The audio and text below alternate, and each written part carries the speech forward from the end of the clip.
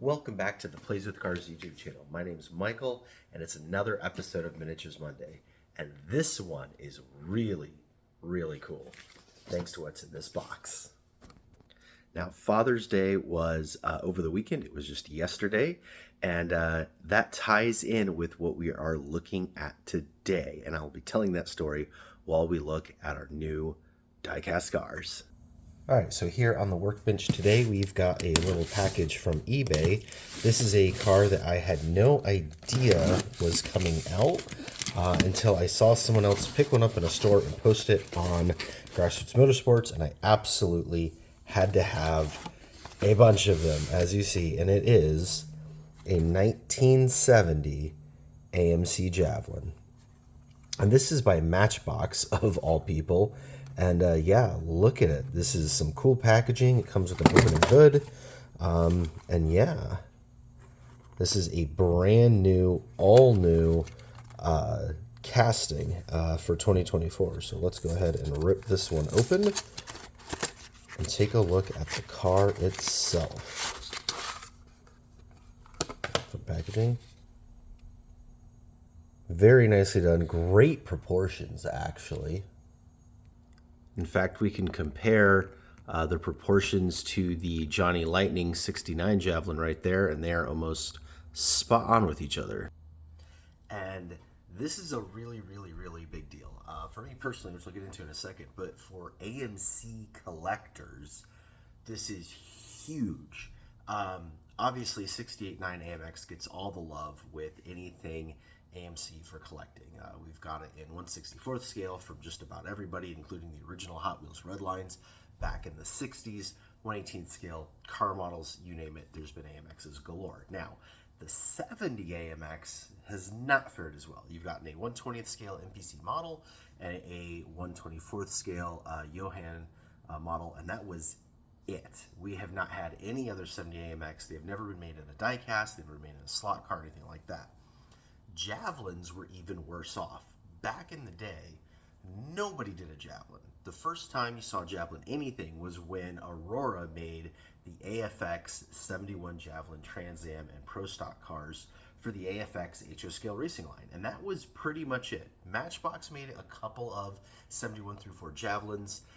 They were a little funky. One had like this huge Pro Stock hood scoop on it. They were really squished, like the proportions didn't look right. And then they put like this IMSA nose on it and these huge square flares, and didn't even really look anything like a Javelin.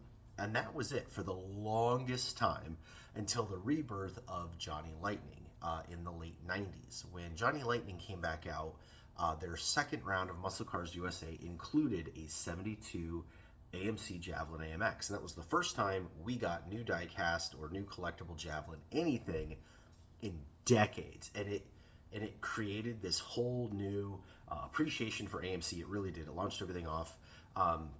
They also made the 69 Superstock AMX in Dragsters USA, and then Johnny Lightning came out with all the other AMCs, including what you just saw, the 69 Javelin. They did do a 68.9 Javelin. They are still to date the only company to have done a 68.9 Javelin. Everybody has done a 71 through 4 now. Hot Wheels has them, Johnny Lightning, Greenlight, the list goes on. But a 70 Javelin has never been done, even by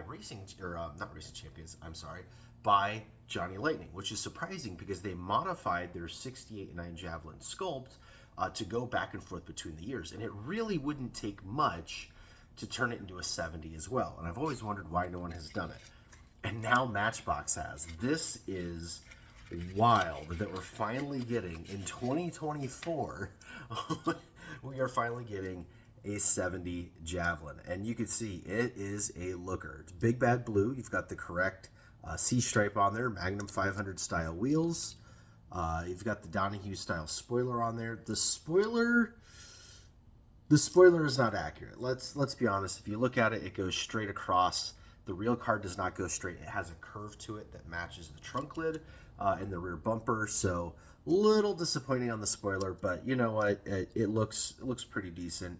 The taillights are right, but they tampoed the reverse lights next to each other, which isn't right. There are no reverse lights in a 70 like that. The little centerpiece actually lights up. Yeah, that's interesting.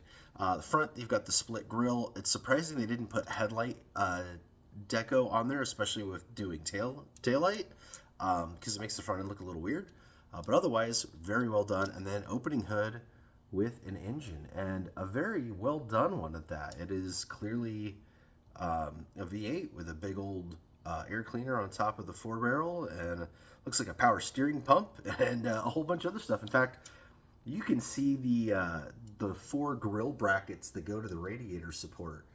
Very interestingly done. Now, one thing that I do have to mention is that is not a 70 Javelin hood. That is a very poor facsimile of a 68-9 Javelin hood with the indents on it. And then, of course, you had the fiberglass mod scoops that could bolt onto it like the Johnny Lightning was showing us. The 70 Javelin hood, instead of being indents, they were raised up, and they had kind of these 2 chrome grill fin thingies on them on all the base model SST Javelins and stuff. And then, of course, famously, the Trans Am and Mark Donahue Javelins had the bubble hood scoop with the ram air with the 2 ducts in it.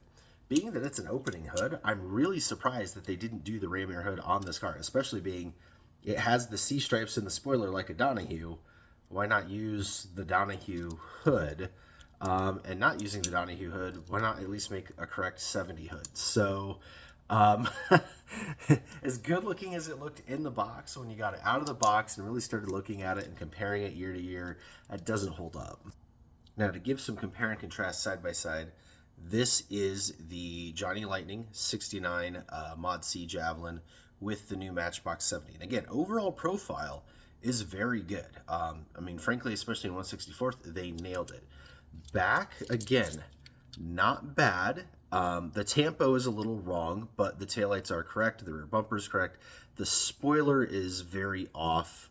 And they made the car kind of quite a bit wider than it is in real life. It's got this kind of really short, squatty look compared to the more realistic Johnny Lightning version. But again, 164th, you're going to have a little bit of proportion issues.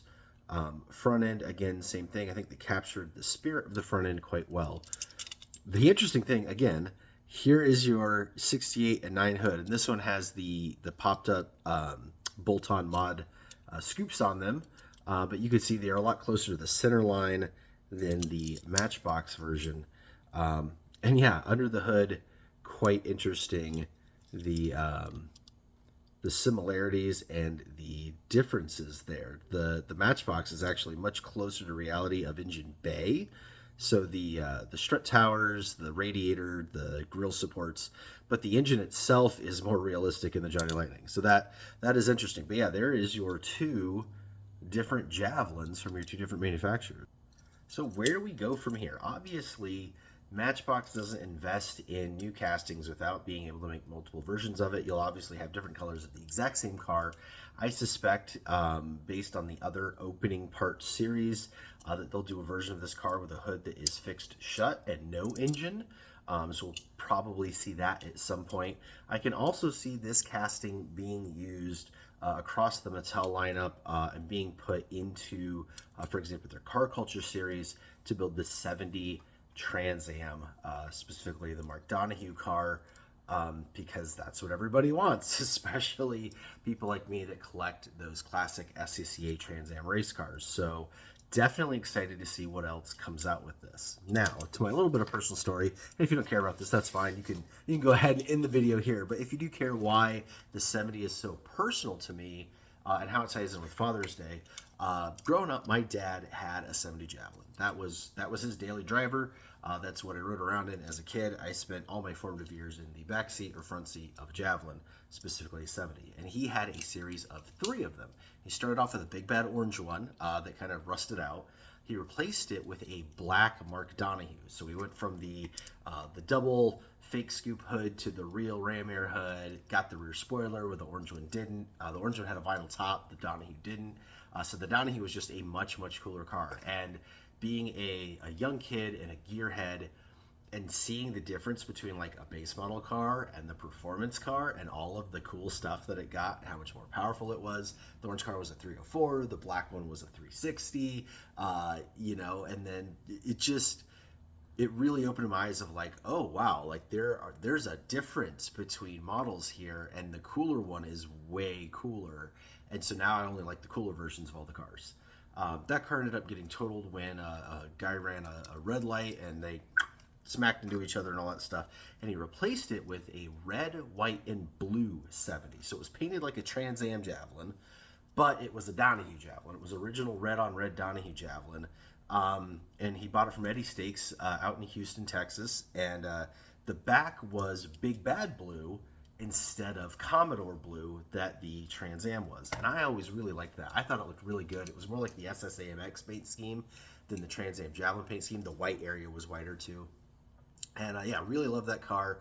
We converted the interior to black from the red, built a really nice 364, a bunch of performance mods, really killer 727 torque flight in it. Loved the heck out of that car. And then he sold it right after I got my driver's license. So it went from this was going to be the car that like I was really hoping I was going to end up with to it was gone. It went off to San Jose, California. I saw it later with the owner and then lost track of it. And now, 25 years plus have gone by. Who knows where the car is, if it's even still that color or anything like that. But of all the cars that my family has had, all the AMCs, that one to me personally is the one I would most like to have back, because it's the only surviving one of my childhood Javelins growing up riding around with my dad in a 70. So that's why I got so many of these and why it ties into like being such a perfect fit for Father's Day, because it was my dad's car. And now I've got a couple of versions here that I can open up that I'll be drilling the rivets out, taking the bodies off. One of them I'm going to grind off the spoiler and paint it Big Bad Orange, put the vinyl top on it, and make it like his first car. I'll do another one where I'll mold sculpt the hood scoop on and turn it into the ram air scoop for the Donahue and paint it black. And then we'll see about doing a red, white, and blue version. So I've got quite a few to play with here. So definitely have some options. And then I've got a couple that are just like this. But yeah, I'm really excited as a car collector, as an AMC person, and then just personally for this car. This is one of the most exciting die casts to come out in a long time. All right, if you stuck around for that little personal story, I appreciate it. Throw me down a comment below what your thoughts are on having a 70 Javelin finally as a diecast. Again, as an AMC collector, even outside of the personal stuff, I'm really excited to finally get a 70. We have never, ever, ever had a 70 Javelin as a diecast. And I think that's really cool. This is truly like, especially as a Trans Am collector, it's the missing link. They have made all of the other famous Trans Am cars. We've got Boss 302s out the wazoo. We've got, Z28 Camaros and 70 Trans Ams and AR Cudas and Challenger TAs and 71 through 4 Javelins. We have got absolutely everything but the 70 Penske Donahue car. So to finally get a casting that we can at least make it ourselves is amazing. But yeah, I'm really looking forward to see what Mattel comes up with out of that casting in the future.